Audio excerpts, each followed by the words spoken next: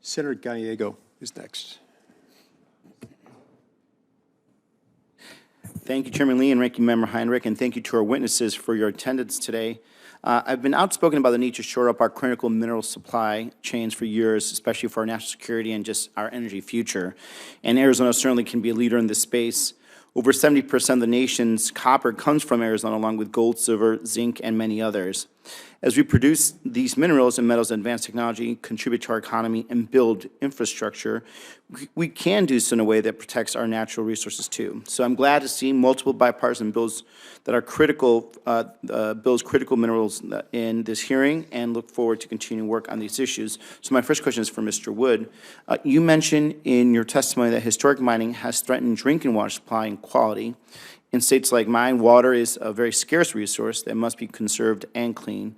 What other actions can the federal government take to protect and remediate our water in the context of mining and critical mineral supply chains?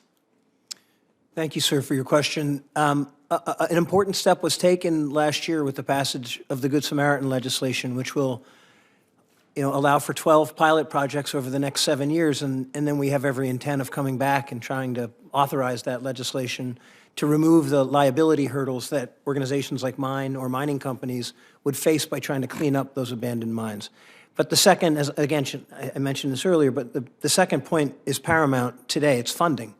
There's just no funding for it. There's no dedicated funding source. So even if you didn't have concerns about liability, you still have to go out and cobble together hundreds of thousands, occasionally millions of dollars to do these cleanup projects. Mm-hmm. My next question is for Mr. Haddock. Please expand on how the Critical Minerals Consistency Act would decrease uncertainty about research and tax credits, especially those passed by Congress in the last few years.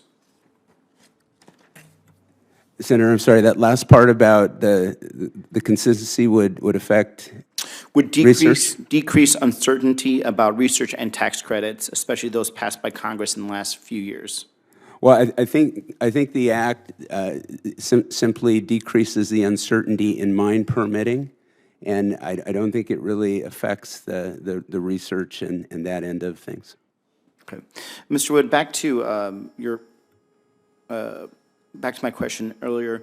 You said that some of these cleanups can be hundreds of thousands to millions of dollars. Is there any national estimate of how much of a cleanup on an annual basis budget do we need to actually be effectively cleaning up some of these sites? On an annual basis? Yep. It'd be nice if we had $1 billion a year, but I'm just pulling that out of the air. It'd be nice if a lot of us had $1 billion. Yeah, a lot of these projects, to be clear, they're minor construction sites, and my engineers get mad at me whenever I say this, but in many cases, you're dealing with tailings, and you dig a ditch, you line it with an impermeable barrier, you bulldoze the tailings in there, put another impermeable barrier, maybe you dig a French drain around it, and then you walk away.